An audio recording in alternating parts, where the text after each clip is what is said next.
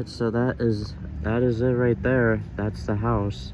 They have it blocked off with private property signs, but kind of interesting.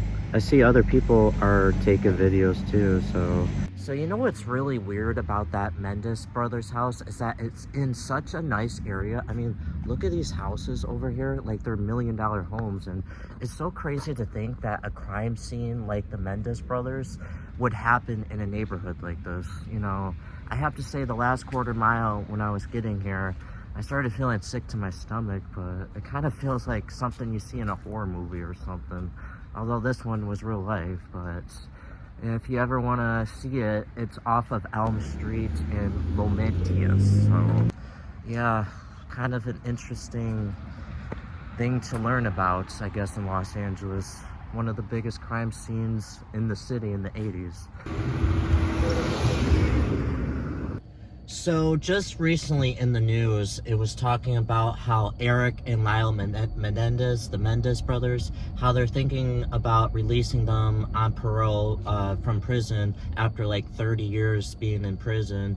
And I was just wondering, do you guys think the Menendez brothers deserve a second chance and should be released from prison, or should they stay in prison for a life sentence? Now, what I was reading online, I read that in prison, the Menendez brothers were on good behavior. They were taking college classes, they were helping other inmates, and they were staying out of trouble. So I would say, I mean, it sounds like they deserve a second chance to life, I would think, but that's just my opinion.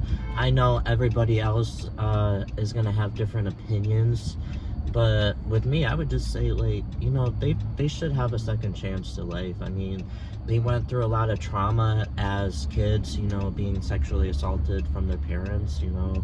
I don't think they got a fair chance to live a normal life, so I would say, you know, they deserved a second chance. If you didn't know who Eric and Lyle Menendez is, they're known as the Menendez brothers, and I guess back in the 1980s, the Menendez brothers took out their parents using a shotgun because I guess as kids, their parents sexually assaulted them, so the brothers decided to take out the parents as a self-defense mechanism to get away from their parents' trauma of what they did to them as kids. So I thought it might be kind of interesting to drive by the house where everything happened back in the 80s and just kind of be like a detective in a way, kind of like figuring out the clues to solve the mystery, even though we do know the mystery, you know. I find it very interesting what detectives do, you know, when you first go to a crime scene, you know, just figuring out the clues. So yeah, I thought maybe going there, checking out the house might be kind of interesting. Tell me the truth, are you riding with me until the end? If you ever wonder why they have codes on the bathrooms for public places like grocery stores or gas stations, basically in California, this is the reason why, because there's a bunch of vandalism that happens. As you can see here, there's a bunch of handwriting on the door here. If you look in the stalls right here, literally a bunch of handwriting throughout the stalls, on the walls, all over there, on top there, all over. And just look right here, this is the reason why they have codes on the door like that. Vandalism is costly, and that's why they have codes, because of things like this. Yeah.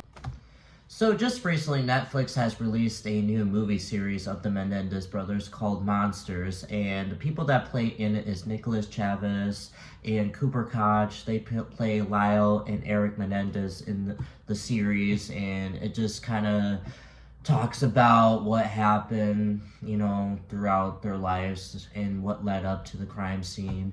And if you haven't checked it out, definitely go check it out on Netflix. I think it's an interesting thing to check out if you're into crime shows, crime movies, crime things like that. And I didn't share much pictures of the Menendez house as I went over there, so I'm gonna put more pictures up here in the links up here, so kind of give you a more better understanding of the house.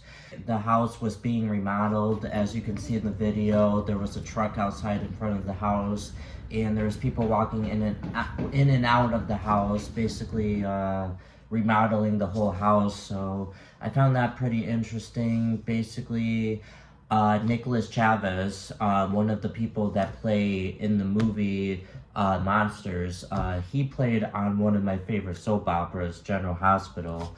Yes, I am a guy, and I like watching soap operas, and Nicholas Chavez played Spencer Cassadine on General Hospital.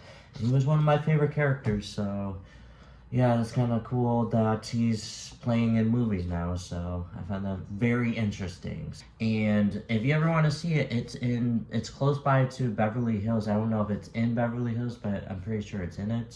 But anywho, I think it's kind of interesting to learn about, you know, one of the biggest crime scenes back in the 80s. You know, if you're someone that likes detective work or an investigator or private investigator, you know, this is kind of, I guess you could say it's kind of up your alley then, if you like detective stuff. So yeah, I think that's gonna wrap it up for this video here. My name is Michael Liam. I make these videos throughout California here, just exploring new adventures, you know, whether it's Los Angeles, San Diego, San Francisco, Sacramento, really anywhere in California. So I hope you guys liked this video.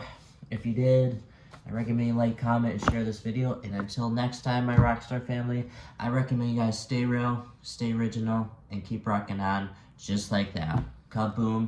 Until next time.